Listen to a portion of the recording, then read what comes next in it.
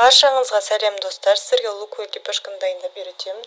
Видеода көріп тұрғандарыңыздай, лепешка өте дәмді, өте қатырлақ, өте жұқа. Енді тестісін дайындауға көшеміз. Тестісіне 300 мл суды қосамыз. Суды қосып болғаннан кейін бір дана жұмыртқамызды қосып, оған жарты ас қасық тұзымызды салып, 3 ас қасық майымызды салып болғаннан кейін 600 грамм ұнымызды салып, тестімізді жақсылап, илеп дайындап 30 минутқа тынуға қоямыз.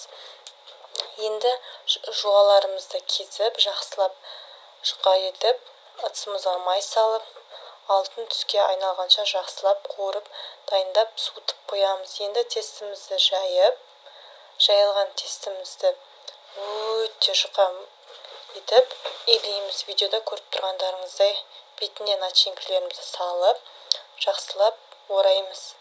Орап болған тестімізді ыдысымызға май жағып, формасын келтіреміз. Формасы дөңгелек болу керек. Формасын келтіріп болғаннан кейін пешімізге 180 градуста 30 немесе 40 минутқа қойып, бетіне жылтық жағып, 40 минуттың ішіне пісіріп аламыз.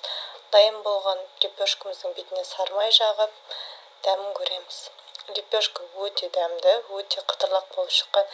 Ас болсын, үйде осындай рецептілермен дайындап көріңіздер. Төменде описание қалдырып беремін. Толық рецепті содан қарасаңыздар болады. Менің каналымызға тіркеліңіздер.